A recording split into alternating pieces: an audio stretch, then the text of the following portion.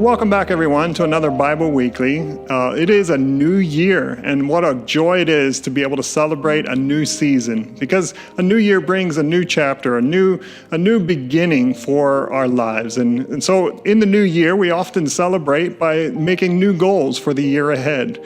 And I remember back in the day when I was in my home church, and every January, my pastor would talk about vision. He would talk about the goals that we would set for the new year. He would speak about the importance of having vision for our lives. And this is a great time of year to begin to set some new goals and set some new vision for the year ahead. So I want to share with you two scriptures today that talk about the importance and value of having vision. The first scripture is found in Proverbs 29, verse 18. It says, "Where there is no vision, the people perish." And so very clearly it states there that if you don't have vision, you lose that sense of meaning and purpose for your life. And so it's important that we have a vision, that we have some goals, that we have something that we're striving for in our daily lives. And the second scripture I want to share with you is found in Habakkuk chapter 2, and it's verse 2. And so I want to read that for you now. It says, "Then the Lord answered me and said," He said, "Write the vision and make it plain on tablets, that he may run who reads it." So I want to leave with you three practical things that we can take from this passage of scripture. The first thing is that we need to write the vision down. It's important that we put it in writing, that we see it on paper, because then when we see it, we can understand very clearly what that vision says. And then the third thing that we can see is that we will be motivated. He speaks here that he who sees it may run with it. And so there is a motivation when you see that vision when it's written down. And so the second question I want to ask you today is, where does vision come from?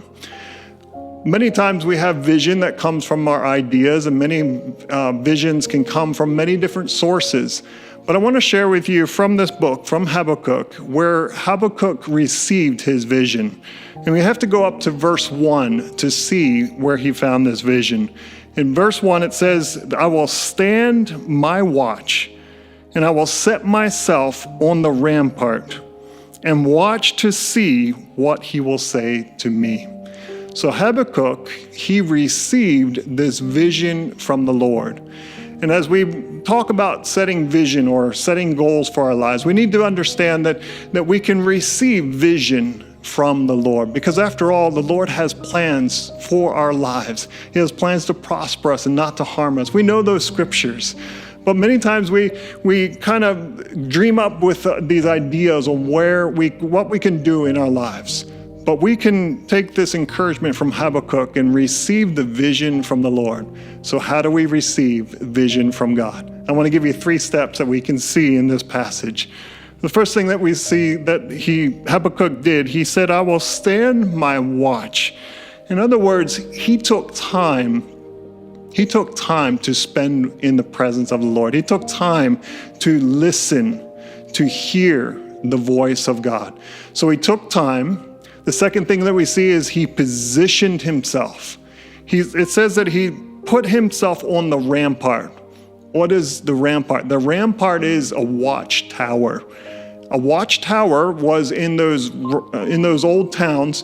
It was a tower on top of the wall so they could look out over the valley. So they weren't distracted by the things of the daily routine of life, but they were solely focused on what they were seeing out in the valley. And in that time, it was mainly to watch against the enemies that were coming against them.